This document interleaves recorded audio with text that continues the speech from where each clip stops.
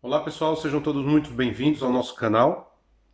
Sou o pastor Gilson Souto Maior Júnior, da Igreja Batista em Besançon, na França. Não se esqueça de deixar um like, de compartilhar o vídeo, de se inscrever no canal e vamos seguindo em frente com o nosso estudo sobre o nome de Deus. O primeiro estudo, fizemos uma explanação. O segundo foi mais uma aula técnica sobre a questão do hebraico, sua formação, mas que é importante para entendermos a questão do nome de Deus, que é o que vamos ver agora no vídeo. Vem com a gente, vamos aprender a palavra de Deus. Que Deus te abençoe.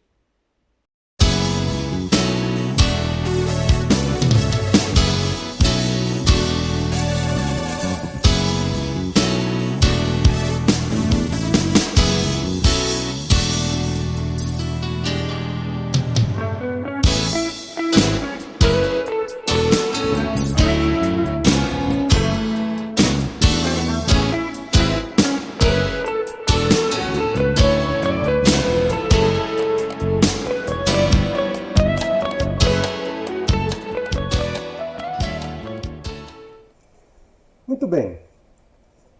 Eu sei que o segundo vídeo ficou muito técnico, né?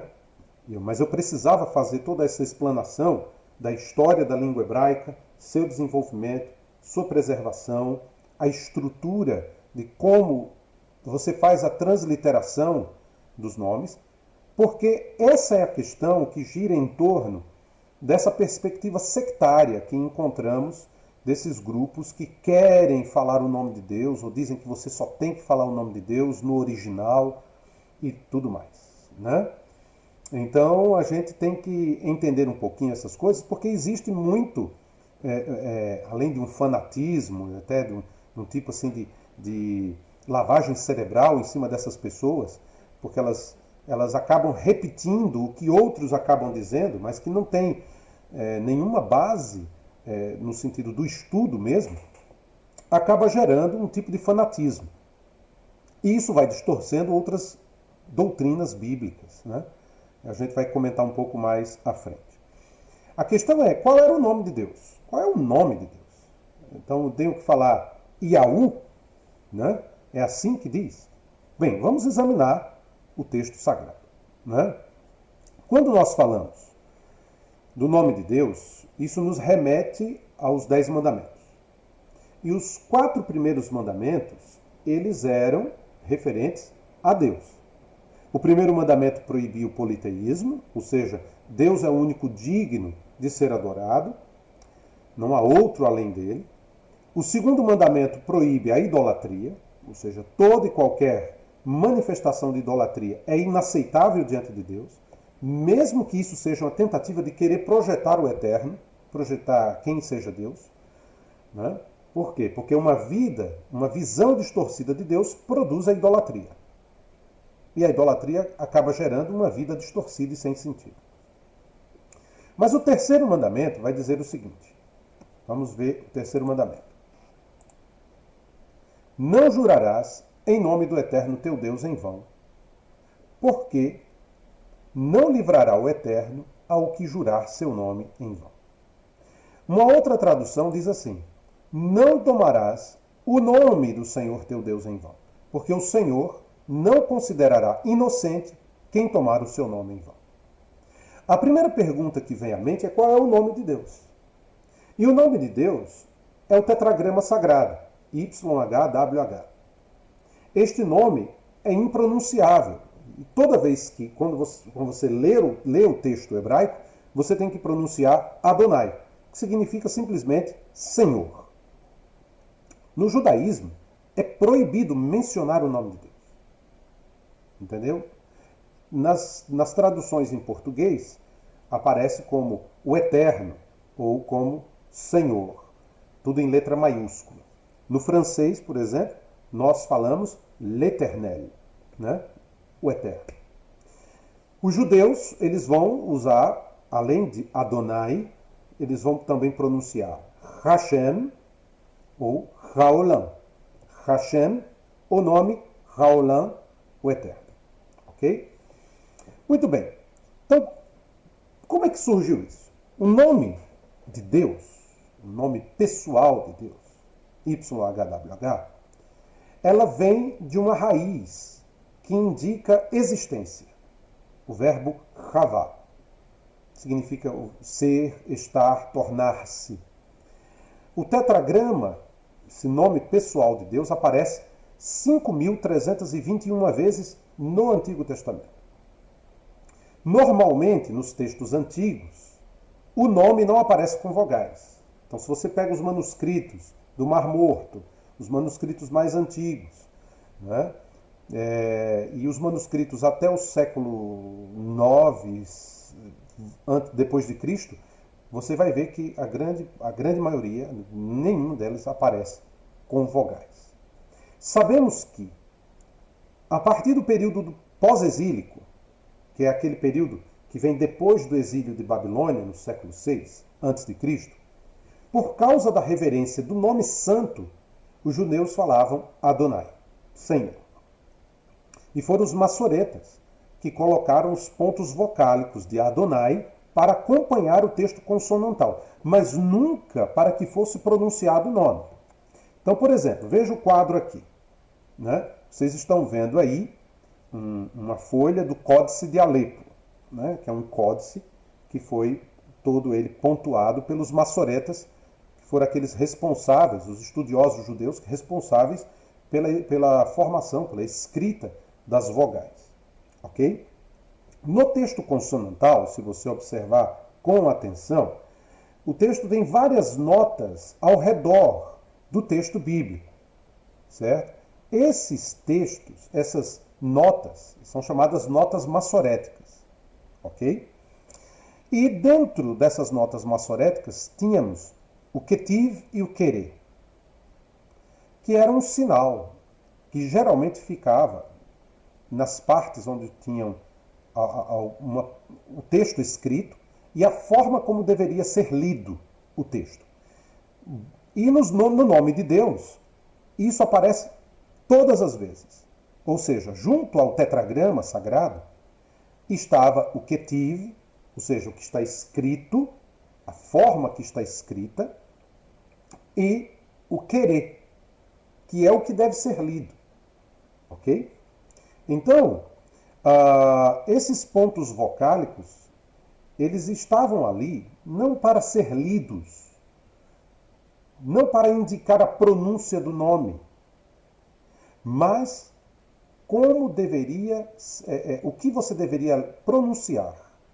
Então, no tetragrama sagrado, tinha uma notinha, do lado estava escrito Adonai, ou seja, ali no texto, quando você via o nome sagrado, você corria o olho para a lateral e você tinha lá o querer, o que deve ser lido, e que estava ali Adonai. Ok? Então esse dispositivo ortográfico, técnico, indicava o que você deveria ler. O ketiv era a forma escrita herdada da tradição. Ok? Então o tetragrama estava escrito lá, foi o que foi herdado da tradição. Mas o que deve ser lido Adonai. Vamos colocar isso de uma maneira mais prática. Não é? Veja que aí você tem no quadro, eu fiz várias setas para você identificar as letras, onde elas estão. Né? Lembrando que o hebraico é sempre da direita para a esquerda. Então, você tem o nome sagrado de Deus, né? YHWH, né? E se você observar direitinho, o tetragrama sagrado tem os pontos vocálicos de Adonai. Ok? Os pontos vocálicos de Adonai. Então, o que ocorre? Ocorre que os primeiros tradutores da Bíblia, em português, em francês, em espanhol, em inglês, eles não sabiam dessas questões técnicas dos maçoretas. E quando viram os pontos vocálicos, eles fizeram o que está aí embaixo, né? Como se fosse a pronúncia do nome sagrado. Então aí fica Yahuwah, né? Ou Jeová, né? Só que Jeová não existe no texto hebraico. Jeová não é uma forma correta de se pronunciar. Até porque, como eu disse anteriormente, os maçoretas colocavam os pontos vocálicos não para ser lido, mas para ser um indicativo. Então, quando você tem a forma correta, o quadro 2 aí, a forma correta, é de que toda vez que você visse o tetragrama sagrado com os pontos vocálicos de Adonai, você deveria pronunciar Adonai e não Yahuva, ok? Dito isto, qual seria a pronúncia do nome? Resposta simples. Ninguém sabe. O que podemos ter certeza absoluta é que a pronúncia Iaú é totalmente errada. Do ponto de vista do estudo do hebraico, ela é inconsistente e mentirosa. Mentirosa. Então não existe Iaú ou Iaur, como alguns querem dar. Né? Temos uma ideia, por exemplo, de aleluia, né? De que o nome de Deus possa ser Yahweh, por exemplo, alguns dos cristãos do segundo século, por exemplo, mencionam que os samaritanos falavam Yahweh. Nós não sabemos. A pronúncia correta se perdeu na história, né? Mas o que podemos ter certeza absoluta é de que Iaú não existe. Assim como Jeová também não existe. Certo? Estão errados essas pronúncias. Alguém poderia me questionar dizendo, mas alguns livros mencionam dessa forma, escrevem dessa forma, colocam Iaú lá no texto. Os livros estariam errados? A resposta é sim, estão errados. Né? Estão errados. E vou dar um exemplo que ocorre em muitos púlpitos e ocorre com muitas pessoas, né? Usando uma expressão grega, porque a gente tem que entender que as línguas bíblicas, elas, quando você faz uma tradução, uma transliteração, você tem que prestar atenção em alguns detalhes. Quando esses detalhes não são observados, você pode cometer erros. Isso é normal. Mas veja esse exemplo. É um exemplo pequeno, usando o grego, mas que ocorre muito em muitos púlpitos. Por exemplo, temos a palavra grega Kyrios. Né? A questão é a leitura da letra Y ou Y. Né? Muitas vezes escutamos as pessoas falarem, ou os pastores falarem, Kyrios. Um crente que pega um livro, um comentário, por exemplo, ele vai ver Kyrios, né? Que o editor mantém a forma grega do Y, do Y. Quem não sabe vai ler Kyrios, entendeu? Mas, na verdade, a leitura é Kyrios. Né? Por quê? Porque a letra grega é como o U em francês. Né? Então, por exemplo, você fala suite. Você não fala suite, você fala suite. Ou como o U em alemão, como Müller. Né? Então, a letra U tem o som de U. Então, Kyrios, né? Tem essa questão. Então, quando a gente fala de transliterar nomes bíblicos, principalmente o hebraico, é algo que muitas vezes passa desapercebido de editores dos livros. E isso pode ocorrer, ok? Então, observando toda a nossa aula, a segunda aula técnica, né, do hebraico, observando todos esses detalhes que acabamos de dar, certamente o nome de Deus não é nem Jeová e muito menos Yahu. Alguns falam Yahvé ou Yahweh ou Javé. São suposições, mas o nome sagrado não tem uma sonoridade, a gente não consegue observar a sonoridade, temos ideia, mas certamente não é Yahu ou Jeová. Ok. E o nome de Jesus seria Yahusha? Porque esse grupo sectário, eles têm essa mania, né, de falar Deus é Yahu, é o Elohim, né, e aí não querem usar Deus, porque Deus vem de Zeus. Uma loucura total. Né? E aí eles falam, não, Jesus não, é Yahusha. Né? Essa é uma boa pergunta. Né? E podemos dizer que não, esse não é o nome de Jesus. Mas como é que nós podemos ter certeza? Bem, vamos analisar as evidências, porque esse grupo herético, né, e sectário, né, vai dizer que não temos que pronunciar Jesus, né? Então, de onde vem o nome Jesus? Eu fiz um gráficozinho aqui para você ter uma ideia, ok? Então, vamos lá. Jesus deriva do grego Jesus. E Jesus é a forma grega do antigo nome judaico Yeshua. Ok? E Jesus tem essa forma por causa da sua transliteração e acrescentou um S no final para facilitar a declinação. A declinação é quando você usa eu, tu, ele, nós, vós, ele, né? Então, uma forma bem simples. Né? Então, a declinação, né? Então, o S aí é para ajudar, né? A facilitar a declinação grega. Yeshua, na verdade, é a forma reduzida de Yehoshua, ou seja, Josué. Yeshua surgiu nos tempos do exílio babilônico. Então, quando falamos de exílio babilônico, estamos falando entre o ano 605 e 538 a.C.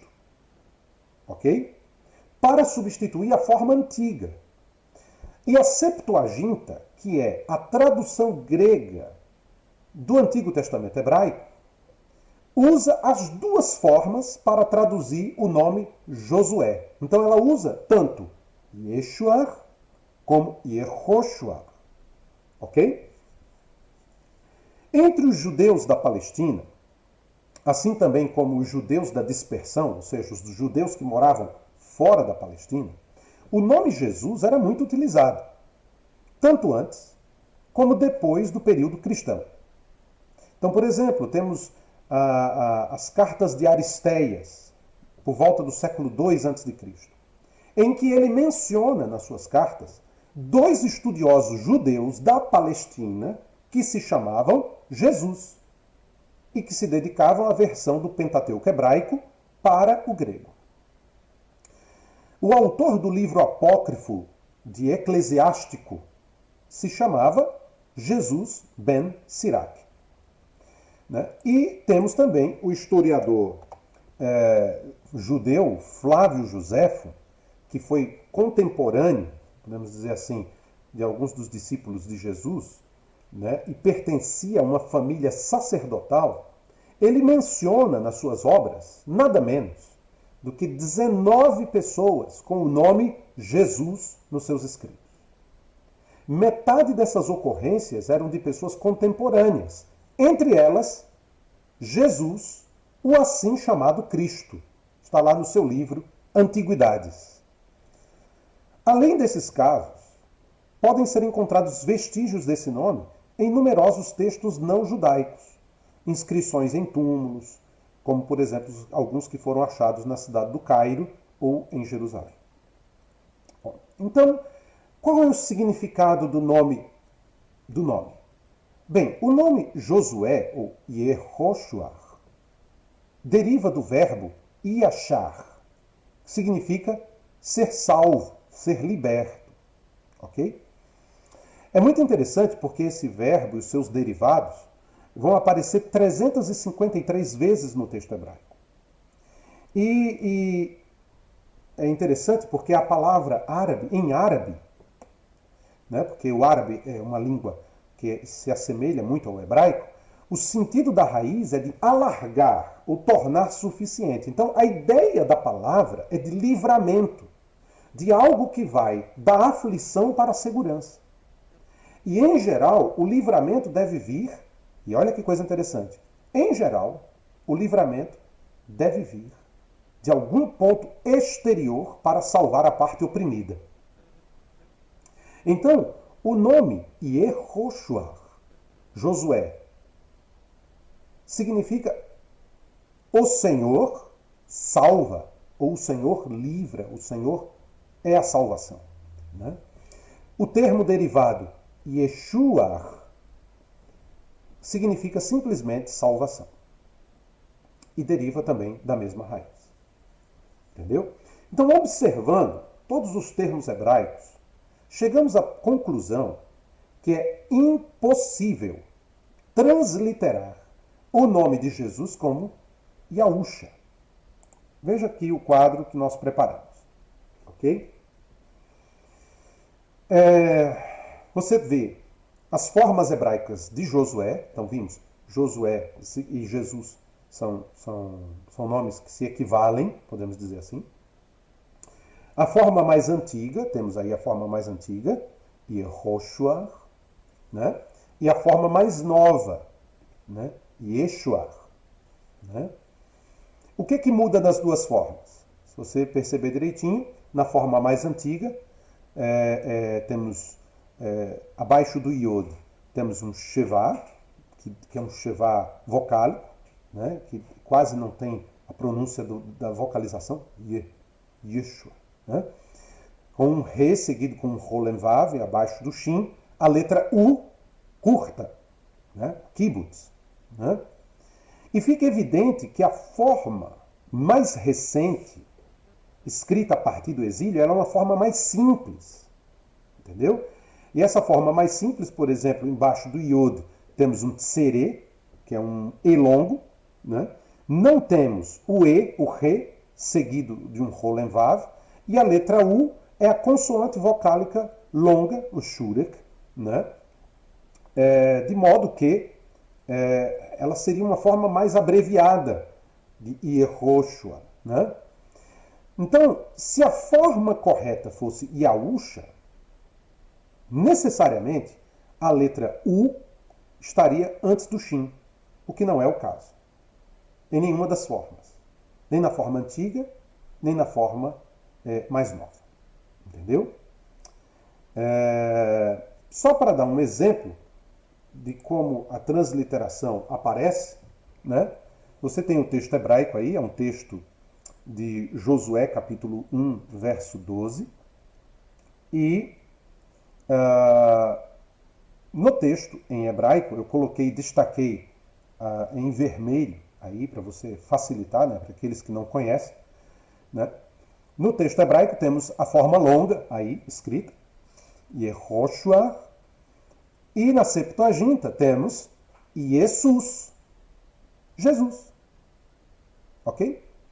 Então concluímos que a pretensa forma Yahusha é errada. Ela não pode ser sustentada no estudo do hebraico. Não há nenhum problema você chamar o nosso Salvador de Jesus. Entendeu? Nós não somos judeus para falar o seu nome em hebraico, aramaico. Né? Nós somos brasileiros. Você pode usar Jesus sem nenhum problema na consciência, sem nenhum perigo de estar pecando contra o nome do Senhor.